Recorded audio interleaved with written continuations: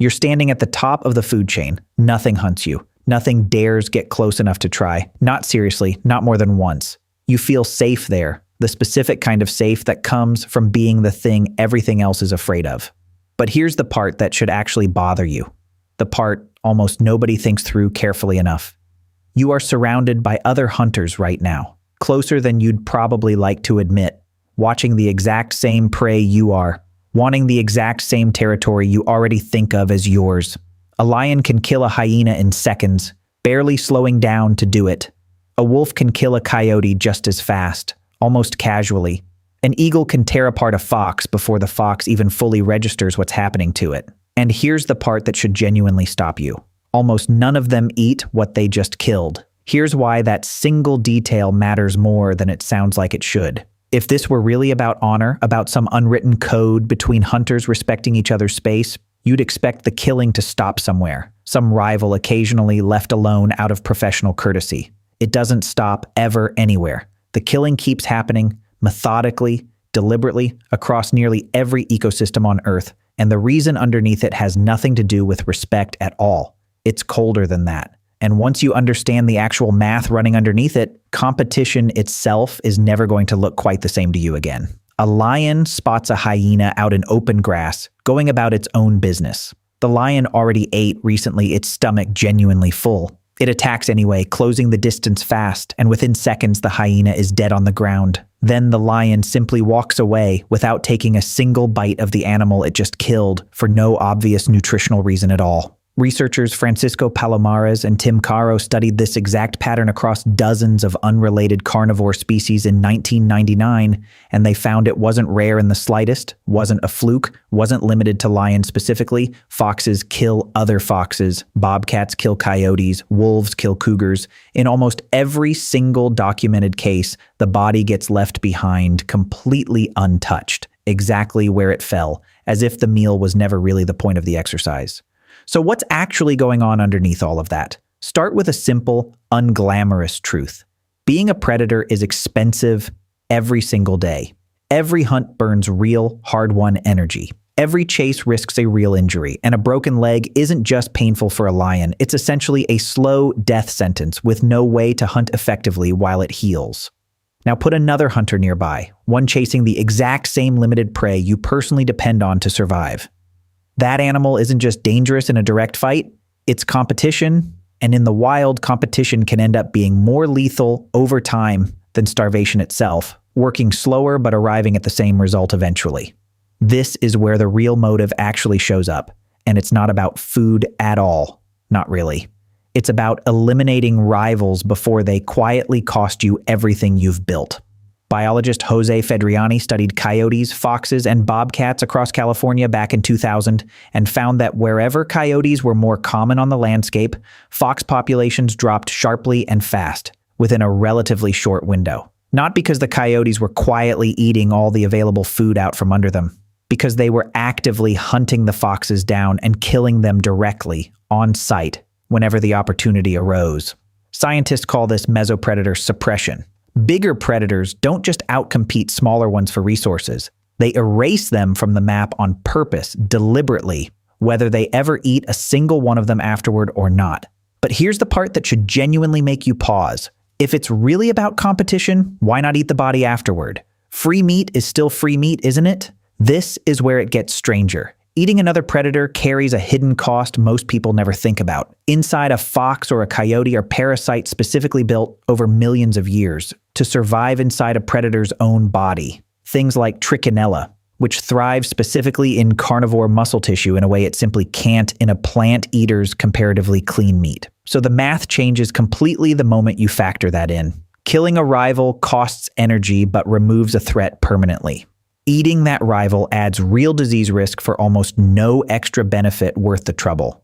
The safest move turns out to be brutally simple. Kill it, leave it exactly where it fell, walk away.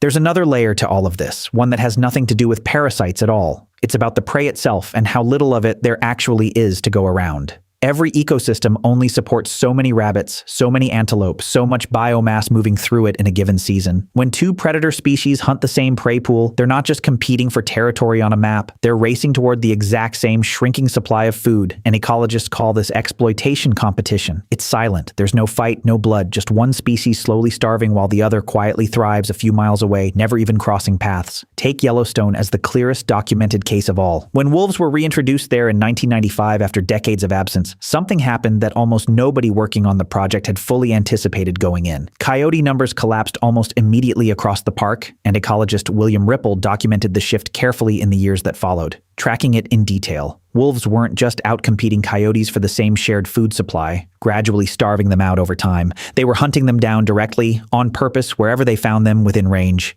Coyote packs shrank dramatically, their territories fractured and scattered into smaller, weaker fragments. Predators, it turns out, aren't just managing prey populations from the top down the way most people assume. They're constantly managing each other too, actively at the exact same time in the exact same landscape, often more aggressively than they manage the animals they actually eat.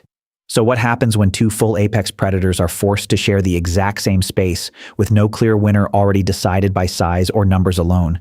This is where things get even more intense. Researcher Mark Elbrock spent years studying mountain lions across the American West and documented specific cases where cougars killed wolves and wolves killed cougars in direct territorial clashes, with neither side ever feeding on the other afterward. Not once, not even partially. The kills were purely strategic, nothing more sentimental than that. A mountain lion spends months, sometimes years, building a working territory, learning every trail, every hiding spot, every place prey tends to gather at a given time of day or season. Then a wolf pack moves in uninvited. They don't just steal the available food supply. They threaten the entire existence of everything that territory took months of careful investment to build. Every additional day they stay nearby, the cougar's odds of holding on measurably get worse. The equation becomes brutally simple, almost mathematical. Remove the threat now, while it's still possible, or lose everything you've already built defending it. And sometimes this rivalry never actually resolves. It just keeps escalating, generation after generation, in what scientists call an evolutionary arms race. One species develops a slight edge, the other adapts to counter it. Then the first one adapts again in response. In many forests, great horned owls actively hunt and kill smaller hawk species that hunt the exact same rodents at night. And over time, some of those hawk populations shifted their hunting hours slightly earlier in the evening specifically to avoid overlapping with the owls at all. They didn't do it out of fear in any conscious sense. They did it because the hawks that kept overlapping simply disappeared from the population, generation after generation, until only the early hunters were left to pass the habit on. So, in nearly every one of these stories, what actually killed the losing side was never a lack of food sitting somewhere out of reach. It was the presence of something too similar, too close, and too competitive to be allowed to stay in the same space at all. And here's the twist most people miss entirely. The reason this story doesn't actually end with animals. The exact same pattern shows up much closer to home, just without any blood involved. Businesses rarely destroy a competitor completely just to absorb it. Far more often, they simply push it out of the market until it can no longer compete, bankrupt, forced out of the space entirely, never touched directly. Sports teams don't eliminate their rivals, they just push them steadily down the rankings until nobody's paying attention to them anymore. Even in ordinary social circles, people compete for status and attention without ever needing to fully destroy each other, just enough to win the space that matters. Survival by removal, not survival by consumption. Nature worked this principle out long before any of us had a name for it. Predators don't eat each other, not out of honor, not out of restraint, but because removing a rival was always worth more than the meal ever could have been. The lion never actually wanted the hyena's meat. It just wanted the grassland entirely to itself, and it got exactly what it wanted the moment the hyena stopped being a problem. So next time you catch yourself pushing a rival out instead of confronting them head on, ask yourself honestly, is that really restraint, or is it just the oldest, coldest math in nature running quietly through you?